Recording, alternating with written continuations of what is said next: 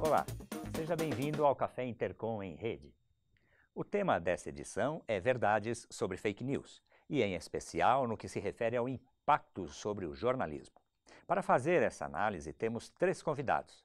Eugênio Butti, jornalista, professor, doutor da Escola de Comunicações e Artes da USP e pesquisador visitante do Instituto de Estudos Avançados da mesma universidade. É articulista em jornais e revistas, crítico sobre cultura e televisão e autor de vários livros cujos temas são ligados à comunicação. Irineu Machado, jornalista, gerente-geral de notícias do UOL, onde comanda aproximadamente 200 jornalistas. No UOL, participou da criação do Núcleo de Checagem de Fatos para a proteção da confiabilidade da informação jornalística. Juliana Santoros, estudante de jornalismo na Universidade Anhembi Morumbi, pesquisadora de iniciação científica que participa do programa como usuária das redes sociais. O provocador do debate no Café Intercom em Rede é Manuel Carlos Chaparro, professor doutor do curso de Jornalismo e Editoração da ECA USP. Para ilustrar nosso tema, apresentamos um pequeno documentário produzido sob a direção da professora Eliane Basso, da Universidade Anhembi Morumbi. Jornal, rádio e televisão. Historicamente, esses meios concentraram o poder da informação. Com o rápido crescimento da internet, o protagonismo passou para as notícias online. E neste espaço, os produtores de conteúdo se multiplicaram. Se por um lado o ambiente virtual possibilitou um mundo onde todos podem se expressar, de outro foi propício para viralizar conteúdos inverídicos com o objetivo de enganar o leitor, e um novo termo foi incorporado: invenção, disfarce, boato, manipulação, mentira. A expressão fake news se popularizou no processo eleitoral americano de 2016 e o dicionário britânico Collins elegeu a palavra do ano de 2017. Fake news, para mim, são essas notícias falsas que são espalhadas na internet sem nenhum comprometimento, sem nenhuma responsabilidade com qualquer pessoa que seja. Então, são notícias que a gente recebe tanto por celular ou que a gente vê em redes sociais e que são realmente com o objetivo de ou difamar alguém, enfim, que não tem nenhum compromisso, né, com as pessoas. O fake news, inicialmente, era simplesmente uma fofoca, onde começavam a espalhar notícias falsas, só que nos últimos 2, 3 anos começaram a ganhar potência e acabam ditando a maneira que a sociedade reage a certas situações. A gente teve fake news da Síria, a gente teve fake news no Facebook em relação à política. Eu entendo como as notícias que circulam no Facebook, que não tem conteúdo verdadeiro, não tem contexto verdadeiro, tem só um motivo político ou qualquer interesse por trás da notícia. Então, por exemplo, o que aconteceu nas eleições dos Estados Unidos, com a Rússia lançando fake news para o Trump ser eleito. Os conteúdos falsos disseminados sob o disfarce de notícias costumam ser criados por alguém que finge ser de um meio de comunicação real ou ainda busca fazer link com uma história verdadeira. As mensagens são consumidas por milhões de pessoas reais. Você costuma receber informações falsas pelas redes sociais? Vixe, direto rola notícia falsa.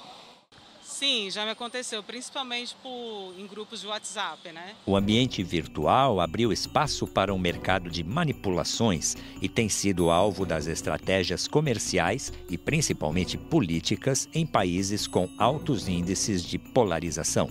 Você lembra de alguma notícia falsa que você recebeu? Eu lembro mais ou menos aquela que o Papa tinha se pronunciado, alguma coisa sobre o Trump, ou alguma coisa assim, sabe? Mas eu lembro que virou um BO e no final não era nem verdade, eu lembro dessas. Essas mentiras visam plantar a dúvida ou consolidar a opinião em grupos pelas redes sociais. Elas costumam apresentar títulos sensacionalistas que despertam a emoção, a curiosidade e o espanto para chamar a atenção e ser rapidamente redistribuídas. Você viu uma notícia e falou, essa é falsa? Já assim, eu mesmo que sou youtuber, assim, eu já vi muitas notícias de youtuber que morreram. Só que é falso, eles não morreram, entendeu? Já vi muito isso. Você já recebeu alguma informação falsa pelas redes sociais e distribuiu pensando ser verdadeira? Já. E depois pesquiso, descubro que é fake, aí mando resposta falando é fake, é fake. Que eu saiba não, eu espero que não. Um estudo realizado por pesquisadores do MIT, Instituto de Tecnologia de Massachusetts, nos Estados Unidos, mostrou que as mentiras se espalham 70% mais do que as notícias verdadeiras. Uma das explicações estaria no fato de que os conteúdos falsos geram mais sentimento de surpresa e medo. O tema fake news é hoje analisado por diversos pesquisadores, faz parte de debates públicos, é uma preocupação para gestores das redes sociais que vêm perdendo a credibilidade. A mídia tradicional também tem lançado campanhas para alertar sobre os prejuízos causados pelas fake news. Como você identifica essa notícia como falsa? Normalmente, fake news, necessariamente fake news, ele tem uma fonte só. Quando você pesquisa no Google ou algum outro site de busca, não tem outra referência. Sempre falam que nessa fake news que a notícia, o fato ocorreu recentemente, ontem, anteontem ou uma semana atrás, e na hora que você vai pesquisar não tem nenhuma outra fonte. Então, antes de tudo, quando você recebe a notícia, antes de compartilhar, você pesquisa se tem mais 3 ou 4 veículos de comunicação que também compartilharam essa notícia e qual é a confiabilidade deles, como sites da Globo, europeus, etc. Então, geralmente quando eu recebo uma mensagem e quero saber se é verdadeiro ou não, tem um site no Google que é um site que você coloca o link da notícia e lá fala se é verdade ou mentira. E aí sempre que eu recebo eu procuro ver por lá mesmo, para depois ir mais a fundo sobre o assunto. Eu procuro checar, ver de repente algum site mais confiável, algum site jornalístico que eu confie mais, para poder checar direitinho. As fake news apostam no poder do boato e no princípio de que as replicadas tornam-se verdade, como pregou o mago da propaganda nazista Joseph Goebbels. Por isso, uma informação falsa tem sido vista como uma ameaça ao jornalismo, profissão que trabalha com a verdade. As fake news e os impactos no campo do jornalismo é o tema desta edição do Café Intercom. O propósito do Café Intercom em Rede é discutir os temas emergentes que modificam a comunicação. E o programa de hoje debate o papel do jornalismo diante do fenômeno das fake news. Sejam todos bem-vindos. Eu passo agora para o professor Manuel Chaparro, ganhador de 4 prêmios ESSO de jornalismo, ex-presidente da Intercom e que integrou a comissão do Ministério da Educação responsável pela formulação das diretrizes curriculares nacionais do curso de jornalismo.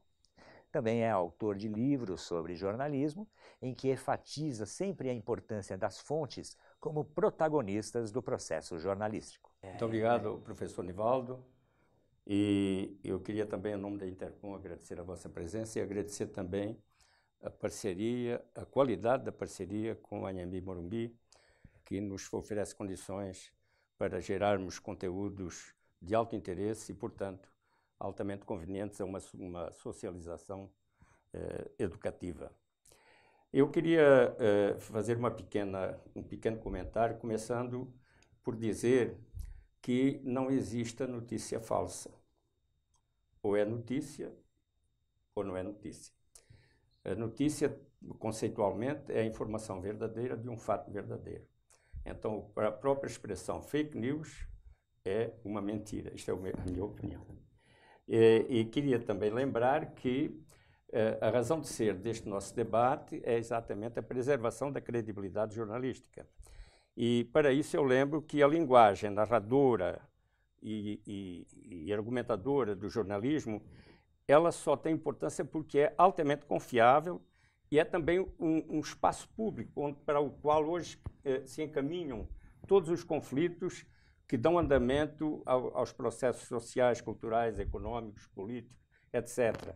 São esses conflitos que, na civilização digital, produzem a contínua reelaboração do presente e a contínua transformação das relações de poder e das relações sociais.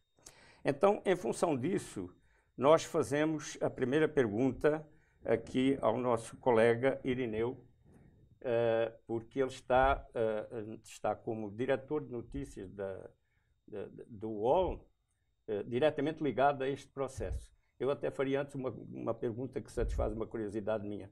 Quantas pessoas você acha que são atingidas pelos conteúdos distribuídos pelo UOL? Isso são números oficiais da empresa, 70 a 80 milhões por mês é o público atingido pelo UOL. É basicamente quase todo o público online do Brasil, em algum momento de um mês, é atingido por alguma informação publicada no UOL, na sua homepage ou na distribuição que a gente faz por redes sociais, etc. Isso reforça a razão de ser desta pergunta que eu dirijo a você. O fenômeno das fake news já deve ser entendido e enfrentado como uma ameaça grave à confiabilidade do jornalismo? Acredito que sim, é uma ameaça nada desprezível, principalmente se a gente pensar que o jornalismo sério, o jornalismo de qualidade, aquele feito com base em princípios éticos, ele é também alvo de grupos que disseminam fake news. Não raro a gente vê essas informações falsas sendo compartilhadas junto com uma frase: isso você não vai ver na mídia, isso a TV não mostra. Por trás disso está uma intenção de desacreditar ou de fazer o público desconfiar dos veículos tradicionais, que é também uma tentativa de criar uma narrativa falsa, né? Evitando que a população chegue a meios confiáveis de informação. Portanto, sim, é uma preocupação, é uma ameaça, mas, em contrapartida, a gente vê também que, na hora de grandes notícias, na hora de acontecimentos muito quentes e relevantes, veículos tradicionais acabam batendo recordes de audiência ou de tiragem, porque é onde o público se sustenta para conferir informação. Quando ele está em dúvida, ele busca os veículos tradicionais, aqueles em que ele confia, aqueles que têm credibilidade. Eu acho que a credibilidade é a arma contra essa ameaça. Você, Eugênio, como estudioso de todas essas questões, e não só estudioso como intelectual, como professor, mas também acumulando experiências muito ricas na sua carreira profissional, até que ponto você acredita que as fake news são hoje uma ameaça ao jornalismo, ou a gente pode também pensar um pouco o inverso, que elas estão oferecendo uma grande colaboração para que o jornalismo se fortaleça?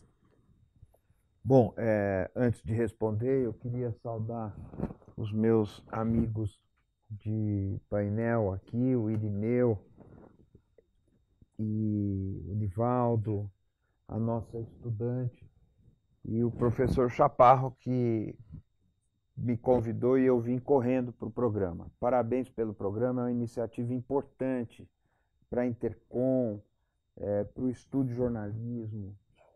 O Chaparro é uma das figuras mais inquietas e joviais que eu conheci na minha carreira. Então é uma alegria estar aqui. Não, é incrível, porque ele está sempre formulando um projeto novo e pondo as coisas para andar de pé, e desde os anos 60, como ele estava comentando aqui. Eu acredito, o professor Chaparro me perguntava, as fake news são um impulso para o jornalismo? Em certo sentido, elas são, sim. Teve aqui recentemente o diretor da Escola de Jornalismo da Universidade de Colômbia, e ele falou uma coisa muito curiosa. O Donald Trump fez muito mal para a democracia nos Estados Unidos, mas fez muito bem para o jornalismo. Porque o Donald Trump veio com aquela história de quem faz fake news é a CNN, é o New York Times, é o jornalismo que produz notícia falsa. E isso acabou, por incrível que pareça, dando um impulso até para a campanha de assinaturas do New York Times. Mesmo pessoas que não concordam com os editoriais do New York Times passaram a assinar um pouco porque percebem que a democracia não pode viver sem o jornalismo. E também não tem muito de onde buscar notícia confiável que não seja de redação profissional, redação independente e profissional, como é o caso do New York Times. Agora, eu acho também que a gente poderia depois falar melhor do que é fake news, porque isso é pouco... caiu na boca do povo, então virou uma realidade. Mas quem está ameaçado mesmo pela emergência desses boatos industrializados, que são as fake news, é a própria vida normal das sociedades democráticas. No limite, a democracia tem nisso uma nova ameaça que não tinha antes. E é uma coisa para se explorar. O jornalismo é um detalhe. É realmente um detalhe. Fake news já estão sendo usadas em guerras concorrenciais. Fake news estão sendo usadas para sabotar campanhas de saúde, por exemplo, campanhas de vacinação. Então, é uma coisa que atinge a sociedade em vários campos diferentes. Um deles é o campo do jornalismo, da atividade profissional do jornalismo, mas a democracia encontrou nisso uma nova ameaça. É uma coisa muito séria. Esclarecer uma coisa. O jornalismo que você coloca como um detalhe não seria uma redução do conceito do jornalismo, na medida em que o jornalismo em si não gera conteúdos, o jornalismo em si não realiza ações a não ser na sua própria vocação de socializar conteúdos que têm um potencial maior ou menor de transformar a realidade, não é? Então, de alguma forma, as fake news tentam explorar esse poder difusor do jornalismo, esse poder de transformador do jornalismo, para gerar efeitos convenientes a quem gera essas informações falsas, não é? Sendo assim, você pode discordar deste ponto de vista, é provável que discorde, mas sendo assim, não seria uma nova tarefa do jornalismo se constituir cada vez mais uma fonte de referência para que a sociedade tivesse ferramentas novas para acreditar ou não acreditar nas informações que lhe chegam por vários canais, por vários meios? Não, eu concordo. Eu acho que é isso, sim. Mas, ou seja, uma das tarefas novas, o Irineu pode contar aqui da checagem de fatos, ou seja, a verificação de que certos fatos alegados ou mencionados são verdadeiros ou não, que é algo que várias equipes jornalísticas vêm se dedicando a fazer cada vez mais, mas também desmontar boatos passa a ser uma função importante do jornalismo.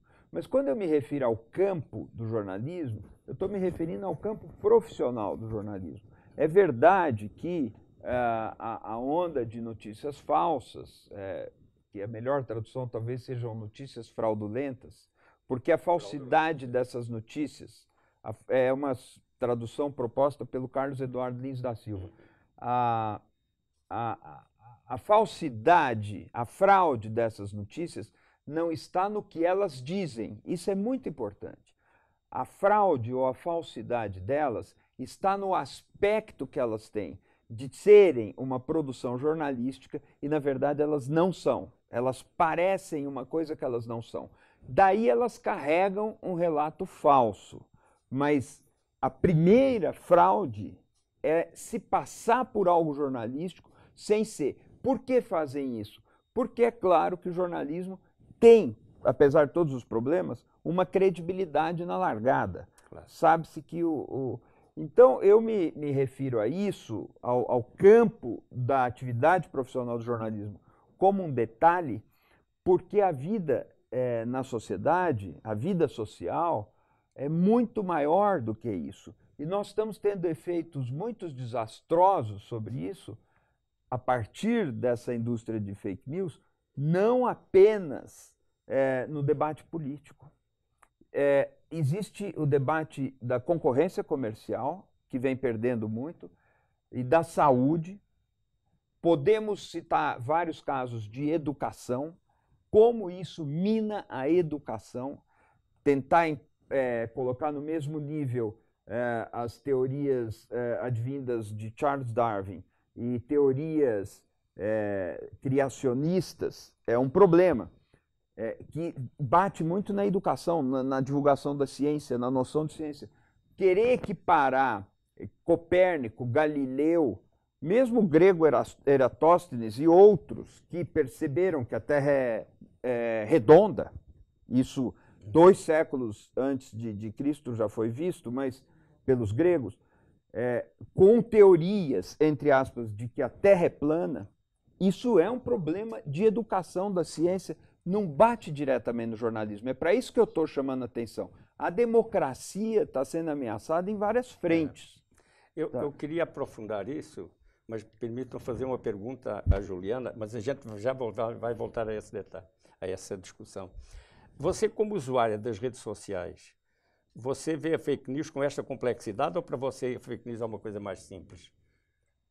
Bom, como estudante, a gente debate sobre isso, né?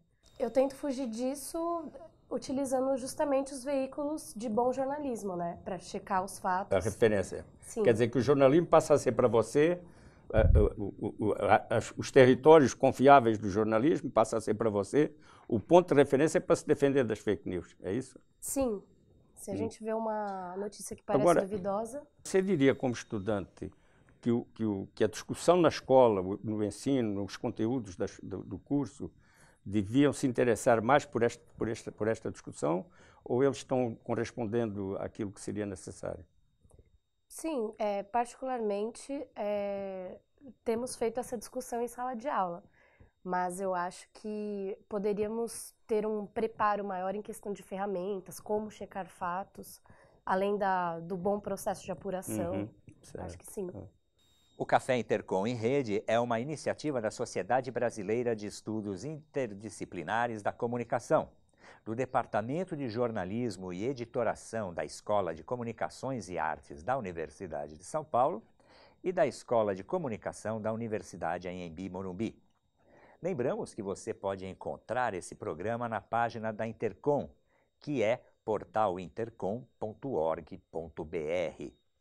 Vamos a um pequeno intervalo e já voltamos.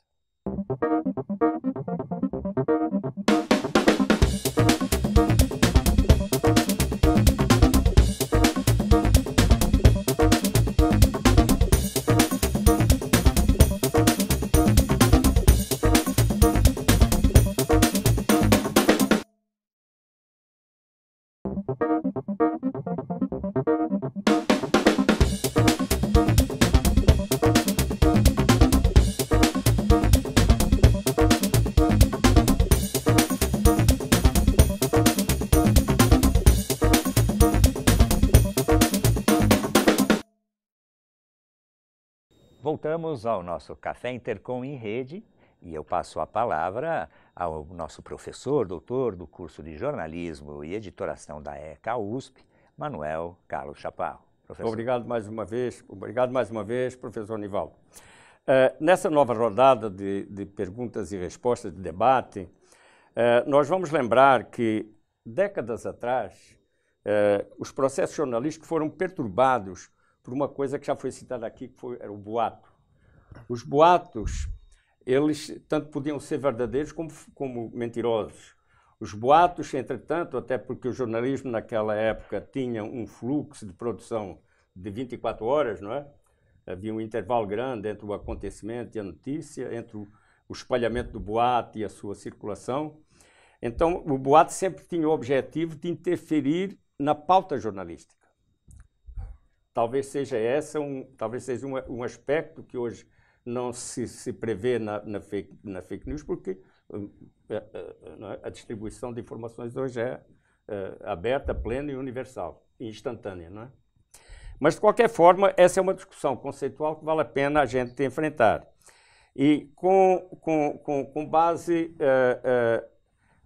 nos seus estudos, inclusive na sua passagem pelas redações e pela imprensa, pelos os mais importantes instrumentos de divulgação estatal, que diferenças e semelhanças podemos estabelecer entre o antigo boato e a fake news de hoje?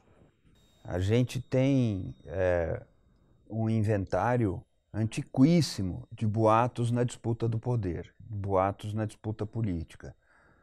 No nascimento do cristianismo são vários, de um lado e de outro. Contam que existem fake news inscritas até nas paredes das pirâmides do Egito. Então, mas na virada agora do século XIX para o século XX, eu acho que surge o exemplo mais clamoroso do que pode ser um ato com a intenção de provocar o mal, que foi o livro Os Protocolos dos Sábios do Sião. Veja bem, muito antes da internet. E isso adquire uma repercussão incrível.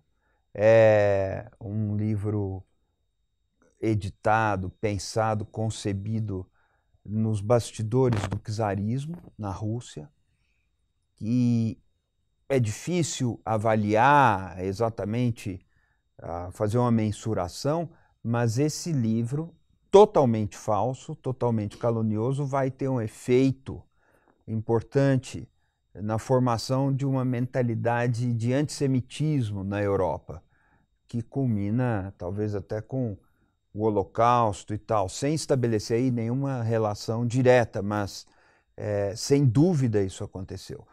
Ali é um livro a serviço de um boato, ou a serviço de uma calúnia, de um genocídio simbólico, podemos dizer, mas isso está em toda... No Brasil tem as cartas falsas atribuídas a Arthur Bernardes, que viraram notícia de imprensa, o relatório Cohen, que ajuda a fomentar uma mentalidade anticomunista, e são muitas coisas.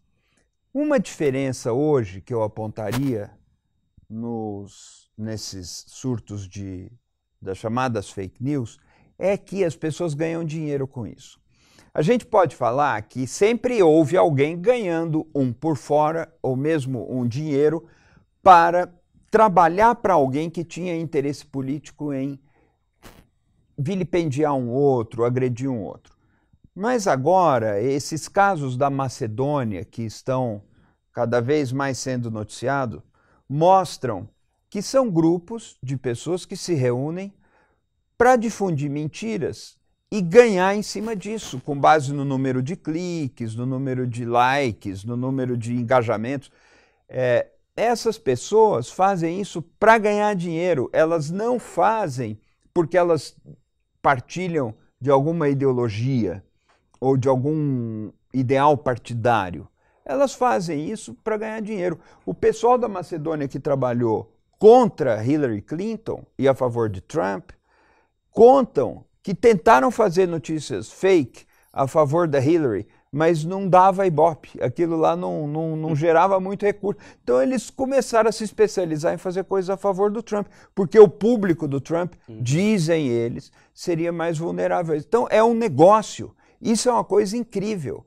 Ninguém foi lá e encomendou isso, isso é um negócio que a dinâmica do mercado, da rede, propicia. Isso é uma novidade. Então, é uma novidade, é uma diferença grande, porque, e aí eu acho que você pode também dar a sua opinião, porque você está no olho do furacão. O ato, ele procurava a agenda jornalística para produzir a difusão. A fake news produz a difusão para que os efeitos cheguem ao jornalismo, não é? E ampliem as repercussões. Mas utiliza as redes sociais, etc., para produzir o impacto e, portanto, coloca o jornalismo na rabeira do processo. É isso ou não? É isso. Além desse lado comercial, que esses grupos encontraram aí um nicho de negócio para ganhar dinheiro, fazer dinheiro com informações falsas, a gente percebe que isso cresceu a tal ponto de hoje, em um ano eleitoral, a gente ter escritórios que oferecem serviços desse tipo a campanhas políticas, né? Uma prova de que realmente virou um negócio. Até que ponto as redações mais importantes não deveriam estar mais preocupadas em desvendar a verdade da fake news do que em criticá-las ou em corrigir a informação? Vou lembrar 2 episódios para dar crédito para os 2 principais jornais de São Paulo. A Folha de São Paulo, poucos meses atrás, trouxe várias páginas do caderno Ilustríssima com reportagens mostrando como funcionava essa indústria das fake news. No domingo, agora de junho, no domingo do dia 17 de junho, o Estadão traz uma página sobre a usina de fake news da Macedônia, também contando como funciona, mostrando exatamente essa verdade factual por trás da produção das fake news. Então, eu vejo que a imprensa, não digo que satisfatoriamente, porque nada do que a imprensa faz a gente pode considerar satisfatório. Nem mesmo a imprensa considera. Porque se ela considerar alguma coisa satisfatória, o jornal não sai no dia seguinte. Eu digo isso para lembrar que toda notícia jornalística é incompleta, por definição. Tem omissões, tem vazios de sentido, e o jornalismo precisa ser reescrito indefinidamente, é da natureza dele. Então não é satisfatório, mas a imprensa vem fazendo essa cobertura e vem apontando esses problemas. Nós conhecemos muito mais hoje sobre isso do que antes, graças, em parte, ao trabalho da imprensa. Veja que as reações de Facebook e Google e Twitter são reações em relação à imprensa. Eles prestam contas para a imprensa. Eles tentam mostrar para a imprensa o que eles estão fazendo contra isso. Então, a imprensa, a instituição da imprensa se põe como interlocutora nesse sentido. Portanto, a imprensa melhorou. Eu acho que sim. Não, eu sempre... Graças a Deus aos fake news. Não, isso tem ajudado. Isso tem ajudado. Nós temos uma estudante de jornalismo aqui que é também uma frequentadora das redes sociais, uma usuária importante, intensa das redes sociais. Eu queria saber se você tem algum detalhe, alguma dúvida que você queira colocar aos dois entrevistados. Sim, eu acho que a questão das fake news nas redes implica muito também nos formadores de opinião, né? Então, a gente tem pastores, políticos que são muito influentes na sociedade e eles colaboram com a disseminação de notícias falsas, muitas vezes a favor deles. Eu acho que eu gostaria de uma explanação sobre como nós, jornalistas, podemos nos sobressair a líderes como esses, que possuem mais influência muitas vezes do que nós, mesmo que a gente tenha credibilidade como jornalista. É uma missão difícil e diária, né, constante de nós jornalistas, assim. Até porque o nosso papel é um pouco limitado. A gente está ali atirando para todo lado, né? A gente está cobrindo vários fatos ao mesmo tempo, enquanto que influenciadores como esses que você citou têm um público muito específico, que são os seus seguidores, os seus fiéis. A mídia, o jornalismo, os veículos de mídia, eles procuram, quando não tem ali um público bem definido, eles procuram falar para todos, para uma quantidade cada vez maior. E nisso, o seu desafio se amplia muito. Você tem que acertar em todos os lados em que você está atirando, né?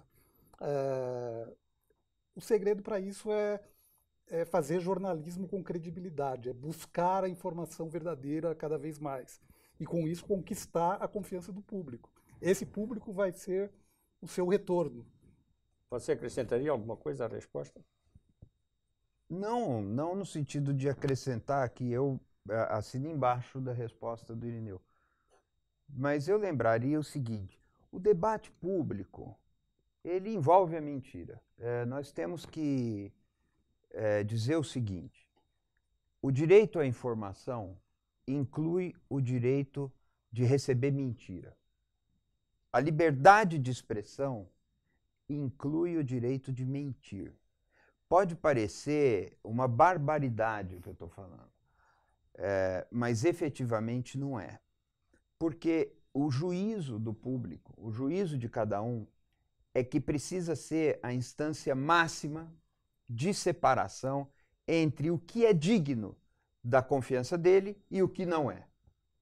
Existem pessoas que acreditam que a Terra é plana. E não deve haver na democracia uma instância que fique acima da consciência da pessoa que acredita nisso.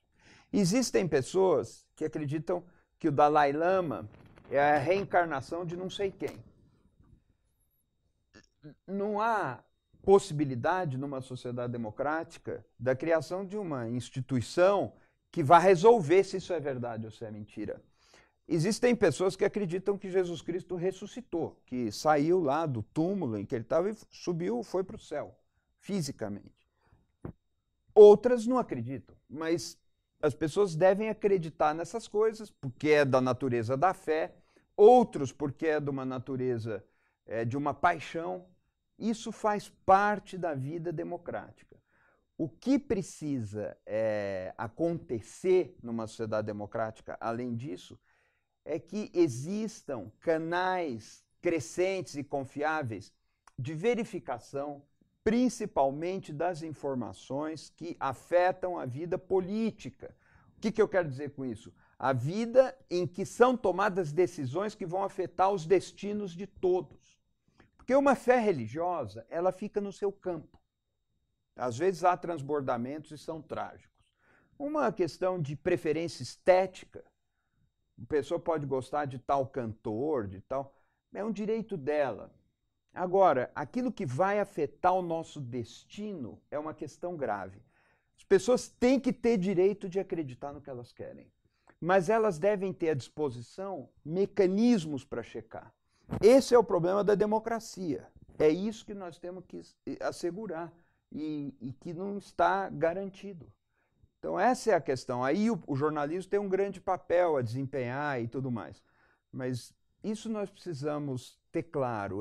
Não pode haver um Ministério da Verdade, que tem no George Orwell o Ministério das Ideias, o Ministério da Verdade, e que às vezes dá a impressão de que estão querendo fazer no Brasil, com esses ministros aí e esse comitê que quer ser uma espécie de salvaguarda ou de guardião, melhor dizendo, da verdade no debate público e com poderes de afastar o que é mentira do debate público. Se o Estado for dizer o que é verdade e o que é mentira para nós, a democracia acabou.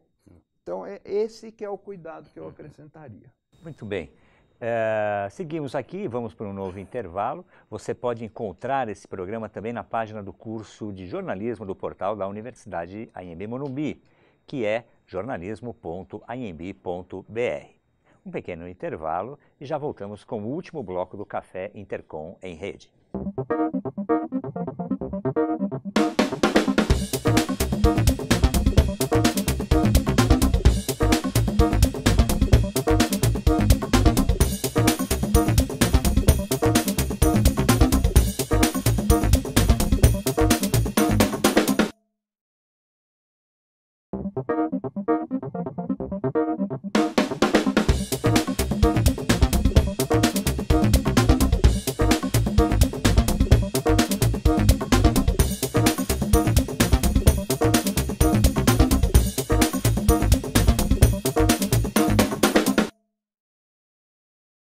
Voltamos ao Café Intercom em Rede e vamos direto ao nosso debate A Verdade sobre Fake News. Professor Chaparro comanda o debate. Ok, Nivaldo, muito obrigado. Bem, a nossa discussão até agora reforçou a minha convicção de que o jornalismo, principalmente por sua confiabilidade enquanto linguagem, enquanto espaço público dos conflitos, é um bem público cada vez mais importante que precisa ser preservado. E a eficácia da linguagem jornalística, ela é essencial, inclusive, a eficácia e a confiabilidade para os grupos socialmente organizados que precisam da notícia e do espaço público do jornalismo para colocar no mundo as suas notícias, as suas razões, as suas lutas, enfim, viabilizar a sua vida a sua existência enquanto organizações sociais, culturais, políticas, etc. Então podemos pressupor que preservar a confiabilidade e a eficácia do jornalismo interessa tanto à sociedade quanto aos mecanismos da civilização e aos próprios profissionais. Não é?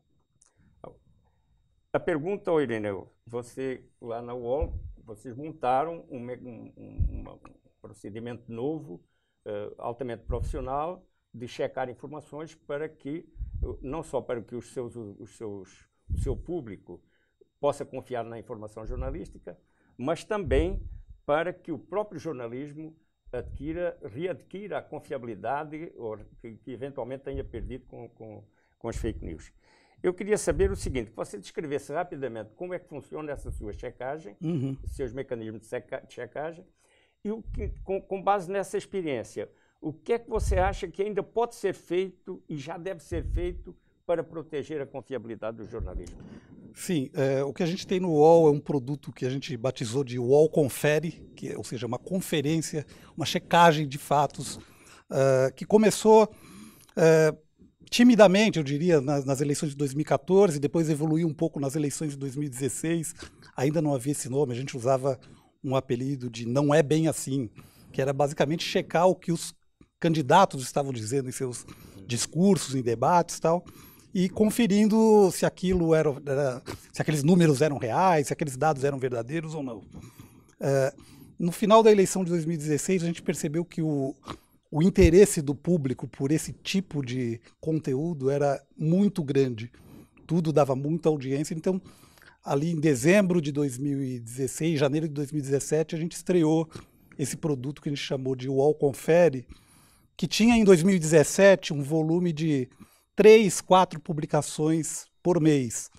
Hoje, a gente tem 3, 4, 5 publicações por semana. A gente tem um time de 4, 5 jornalistas dedicados a esse tipo de conteúdo, mais alguns colaboradores. A gente checa 2 tipos de informação, basicamente. Uma é essa de discursos políticos e de promessas de candidatos num ano eleitoral, ou num pronunciamento de um presidente ou de um ministro sobre um novo programa de governo. A gente coloca um time de jornalistas para vasculhar tudo aquilo que foi dito e ver se ali existe alguma imprecisão, alguma informação que não é real, ele está tomando crédito de alguma medida que não é de autoria dele, e até revelando, claro, quando ele está sendo correto.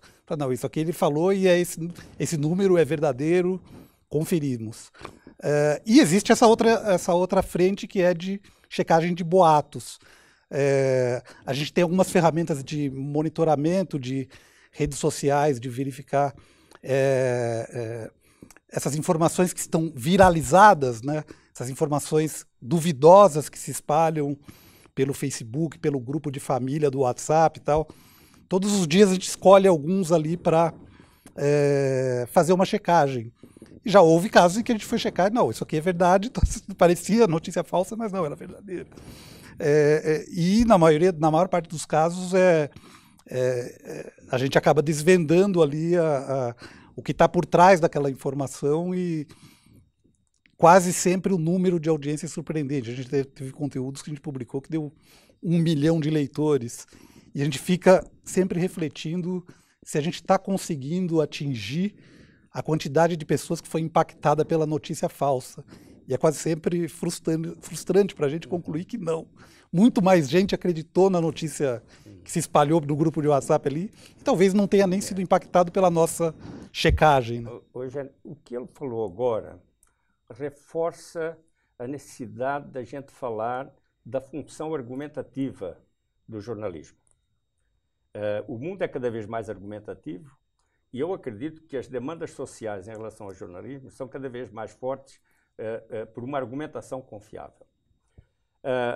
Você é um especialista em argumentação, e este programa já demonstrou isso até agora. A argumentação, ela, na sua estrutura, né, inclui um negócio chamado presunção. A presunção é aquilo que, dada a origem da informação, pode ser tomado como verdadeira a ideia ou a informação, enfim, a revelação. E a imprensa é largamente utilizada como fonte de razões de presunção para sustentar ideias, sustentar pontos de vista e sustentar informações. Por exemplo, os promotores oferecem frequentemente informações à imprensa para depois fazer o recorte e inserir no processo como presunção. Dada a origem, que é o jornal, então essa informação pode ser tomada como coisa verdadeira e confiável. né? Esse jogo é feito na política, por exemplo, eu acredito que se faz muito. O jornal tal está dizendo e tal, quem deu a informação, o jornal tal. Então, eu queria que você falasse um pouco sobre a importância da argumentação em relação à necessidade de confiabilidade do jornalismo e em relação à necessidade de aparelhar a discussão pública com boas razões para a análise crítica do próprio jornalismo. Bom, Chaparro, você como grande professor acaba de dar a ementa de um curso inteiro, porque o problema da argumentação, ele é grande. Não, começa por dizer que não se ensina argumentação nos cursos de jornalismo. Não, mas deveríamos. Deveríamos. E aí também é um outro seminário, porque eu acho que os cursos de jornalismo deveriam ensinar a língua portuguesa. É o cúmulo, na minha visão, pelo menos, que um aluno entre no curso de jornalismo achando que o português que ele aprendeu no ensino médio é suficiente. Seria a mesma coisa que nós pretendermos que um médico deveria se formar com a biologia e a química que ele aprendeu no ensino médio. Ou que o engenheiro não tivesse que estudar mais matemática, mais cálculo e mais física. Eu acho cúmulo se a língua é a nossa matéria, é a nossa ferramenta, é o nosso mundo. Nós não conseguimos, como jornalistas, conhecer o mundo que não seja pela língua, por mais que alguns positivistas tardios se recusem a aceitar isso aí. Nós conhecemos o mundo pela língua. É o cúmulo que a gente não estude mais linguagem. Deveríamos estudar retórica, deveríamos estudar lógica e deveríamos estudar o argumento. Sem falar de oratória e tudo, mas deveríamos estudar o argumento. Qual é a base do argumento? O que você está falando é o seguinte: a gente tem que ter uma base em que a premissa possa ser aceita como verdadeira. A premissa será aceita como verdadeira se houver um lastro factual. A nossa âncora é a verdade factual, que é um outro tipo de verdade. Não é a verdade religiosa, não é a verdade metafísica, não é a verdade sequer filosófica, não é a verdade científica, que é um outro estatuto, é a verdade factual, aquilo que nós sabemos que se passou. O jornalismo, quando diz isso é mentira, ele está dizendo isso que estão dizendo que se passou, não se passou. Então, como que a gente pode se apossar da verdade factual? Tendo se apossado da verdade factual, aí sim, ou no mínimo, tendo um lastro suficiente para dizer que aquele episódio realmente se passou diante de testemunhas e tudo mais, aí tem início uma argumentação, como você está falando. A partir daquilo, eu junto outra razão e outra razão. Há um paralelo aí a ser feito com o mundo jurídico. O mundo jurídico, ele aplica, especialmente o mundo da justiça, né? Dentro do mundo jurídico, o poder judiciário, ele aplica a lei a partir da comprovação dos fatos. Então, uma decisão ela precisa decorrer dos fatos e das razões de direito. Primeiro é preciso verificar os fatos. Os fatos que o direito verifica são parecidos com os fatos que o jornalismo pode verificar, que é diferente dos fatos que a ciência verifica. A ciência verifica o bóson de Higgs. O jornalismo não pode verificar o bóson de Higgs. O direito não pode verificar o bóson de Higgs. O direito pode chamar um perito e o jornalismo pode entrevistar um cientista, mas eles não podem verificar esse nível dos fatos que a ciência pode verificar. Os fatos que o jornalismo verifica são os fatos simples. E a partir daí vem as razões de direito, por exemplo, as razões de preferências estéticas ou várias outras que entabulam com a sociedade um diálogo com base em argumentos. O jornalismo vai ser mesmo chamado a cuidar mais disso. Até que ponto, dessa perspectiva que você coloca para a importância da argumentação, até que ponto hoje a responsabilidade de investigar é mais de quem analisa do que de quem relata? É uma dificuldade isso. Por exemplo, até que ponto um texto é analítico e até que ponto, a partir de que ponto ele é opinativo? Até que ponto ele é interpretativo? E existem métricas para isso. Existem divisões, você conhece bem, nosso Zé Marques de Mello conhece bem e tudo, mas no dia a dia e no uso é difícil fazer a marcação precisa. Então, até que ponto a responsabilidade de checar os fatos não é uma responsabilidade de quem argumenta? Essa dúvida é crucial. Eu acho que, do ponto de vista do veículo, é do veículo a responsabilidade. Ter mecanismos. Ele tem que ter mecanismos. Eu acho que essa é uma ótima sugestão para um novo Café Intercom, não é? E aí nós estamos caminhando para o encerramento do nosso debate.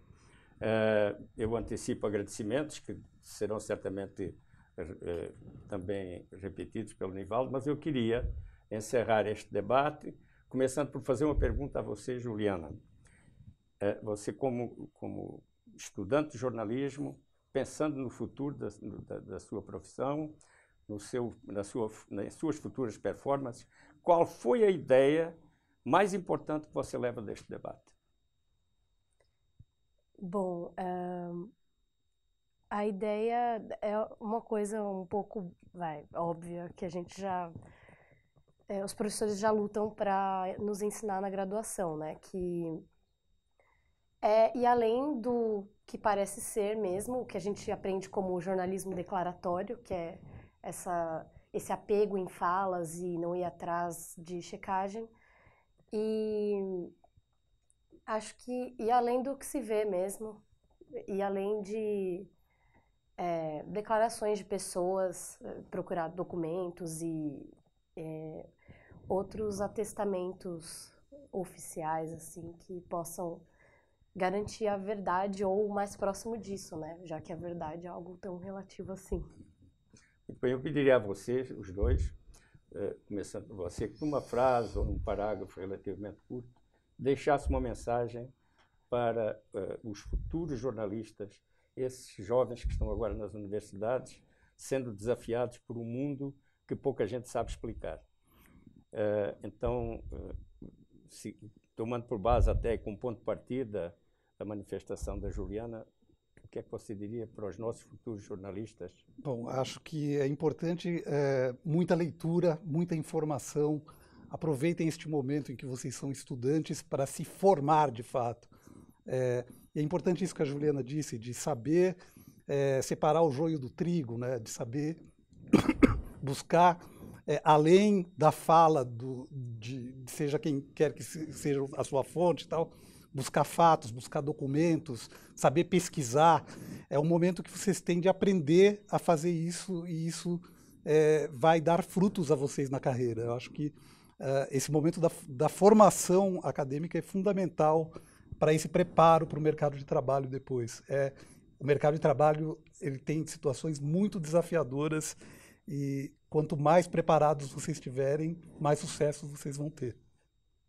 Eugênio, dê-nos a honra de encerrar este debate. Olha, a honra é minha. Muito obrigado pelo convite. Eu acho, professor Chaparro, que eu sou jornalista há uns 30 e tantos anos. Eu nunca vi um momento mais estimulante para ser estudante de jornalismo como agora. De um lado, nós temos as empresas vivendo uma crise atrás da outra, uma indefinição. Eles falam muito de modelos de negócio.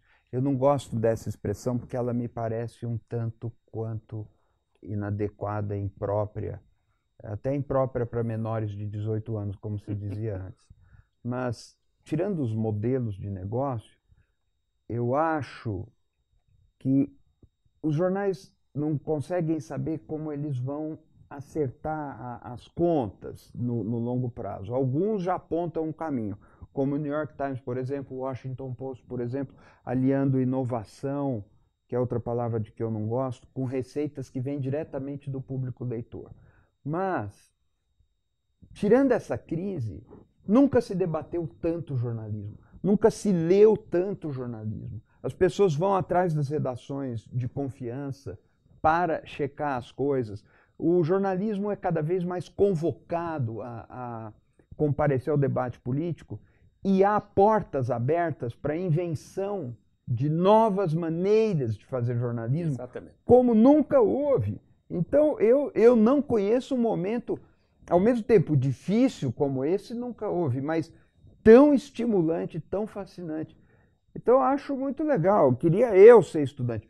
Tomara que o futuro da gente nunca acabe, assim, só na hora que acabar mesmo, mas é muito bom a gente saber que existem futuros a ser construídos, e vocês estão vivendo um momento em que isso é muito forte, esse dado de realidade, que o futuro está aí para ser feito por quem tiver imaginação, é mais forte agora do que era antes. Isso é muito legal.